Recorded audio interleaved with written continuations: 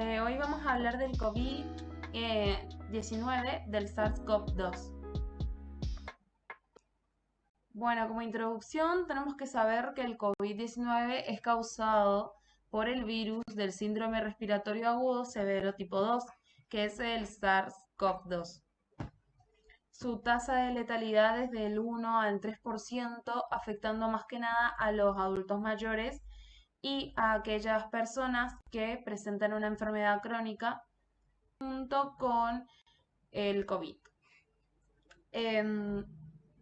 Como podemos tener enfermedades crónicas como la hipertensión, diabetes, alguna enfermedad autoinmune como el lupus, cáncer, son enfermedades que son altamente peligrosas adquirir COVID-19 cuando presentan estos. Bueno, tenemos la estructura viral. El COVID-19 presenta una forma esférica o irregular, tiene un diámetro de 125 nanómetros y un genoma constituido por el ARN de cadena sencilla con polaridad positiva y una longitud aproximada de 30.000 ribonucleótidos. Acá podemos ver su ARN viral, que es de cadena sencilla. ¿Sí? Esto que vemos acá en forma de rosario en múltiples pelotitas rodeando al ARN es la nucleoproteína N. ¿Sí? La proteína N también se le llama, que es la única que se encuentra en la nucleocapside, ¿sí? Y bueno, el SARS-CoV-2 presenta una capside helicoidal y bueno, ahí es donde está la nucleocapside con la proteína N. Presenta en su exterior una envoltura lipídica donde tiene 3 proteínas ancladas. Ahí tenemos las proteínas denominadas E de envoltura, las proteínas M de membrana y la proteína o glicoproteína Spike S o espícula. Que esta es muy importante porque media la unión al receptor y facilita la fusión con la membrana celular. Facilita la fusión de el virus con la célula diana o blanco. Acá tenemos una imagen del microscopio y bueno, seguimos. Vamos a hablar de la replicación viral, ¿sí? ¿Cómo se replica? ¿Cómo ingresa a la célula? Bueno, al llegar a la célula blanco, la proteína S es la que contacta o se adhiere al receptor AC2, que es el receptor de la enzima convertidora de angiotensina 2. La proteína S es clivada por una proteasa, acá tenemos la proteasa TMPRSS2. Bueno, esta proteasa lo que hace es clivar a la proteína S y subdividirla o dividirla en dos subunidades, la S1 y la S2. Entra mediante un endosoma, por medio del endosoma.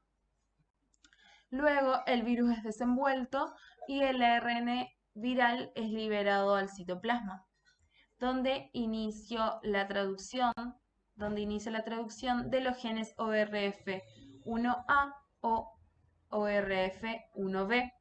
¿Sí? Bueno, presenta proteínas estructurales que luego son ensambladas con el genoma viral en la membrana celular interna del retículo endoplásmico. Y el aparato de Golgi lo empaqueta formando nuevas partículas virales en vesículas, ¿no es cierto? Empaqueta en vesículas y de esta manera son exocitadas. ¿Qué tenemos acá? Por ejemplo, en la replicación del ARN viral y la traducción de proteínas estructurales, la proteína N, S, M y la E. Bueno, y al final son exocitadas liberando el virus para que contamine demás células. Seguimos. Bueno, la patogénesis. La AC2, que es la enzima convertidora de angiotensina 2, es el receptor por el cual ingresa el SARS-CoV-2 a la célula, ¿sí? Esta AC2 está más que nada en el riñón, en mayor cantidad, en el riñón, en los pulmones y en el corazón. En los casos graves de COVID-19 presentan niveles de angiotensina 2 altos y que sus niveles se correlacionan con la carga viral y el daño pulmonar.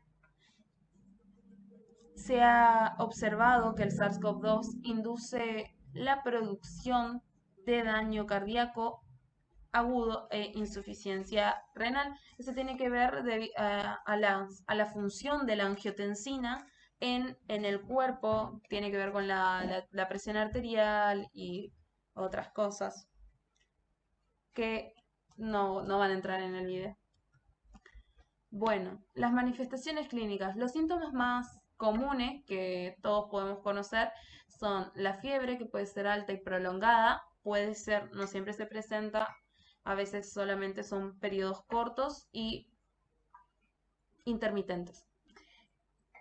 Tos seca o productiva puede ser con moco. La fatiga, que es lo más común, las mialgias y las cefaleas en el 10 y el 20% de los casos. Después tenemos las manifestaciones gastrointestinales.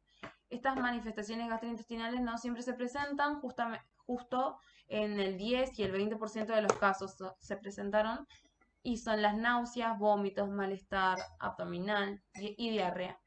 ¿Sí? Lo que más se pudo haber escuchado es que les agarraba diarrea o náuseas cuando tuvieron COVID. Bueno, otras complicaciones comunes en las complicaciones, en los casos más graves, son la neumonía, el síndrome de dificultad respiratoria del adulto, la miocarditis, el daño renal agudo, las sobreinfecciones bacterianas y los trastornos de la coagulación. Los últimos, vamos a decir, al menos desde el síndrome hasta los trastornos de la coagulación, podemos ver que muchas personas lo presentaron después de pasar por el COVID. Ya en un proceso luego de dar negativo, luego que le den el alta, empezaron a presentar o a aparecer los problemas post-COVID. Y otros síntomas, bueno, tenemos el dolor de garganta, la congestión nasal y la rinorrea, que también son síntomas bastante comunes en el COVID.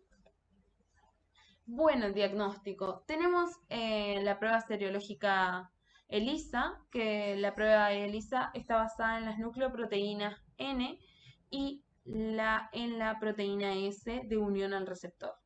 La prueba ELISA muestra que la seroconversión IgG, o sea, inmunoglobulina M e inmunoglobulina G, ocurren en los primeros 7 días de iniciados los síntomas, en el 40 al 50% de los pacientes. Y para el 15%, y para el día 15, casi el 100% de los pacientes presentaron la seroconversión de las inmunoglobulinas.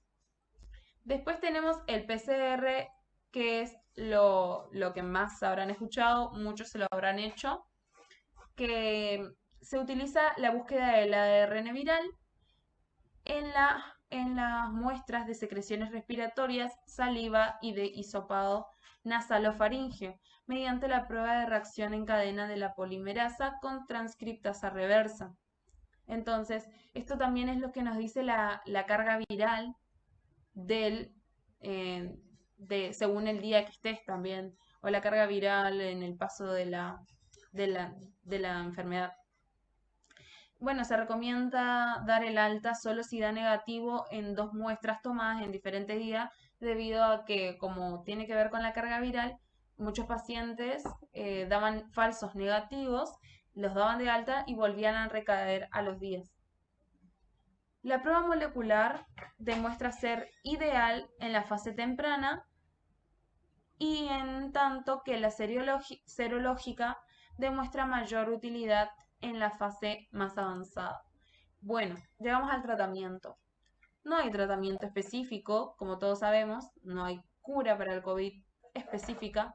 Los pacientes deben ser manejados sintomáticamente y aislados en su casa, y los casos graves son aislados en centros de atención y tratamiento enfocado más que nada en sus síntomas. También podemos ver gente con oxígeno, la oxigenoterapia, y en casos críticos llegamos a necesitar soporte respiratorio con o sin ventilación.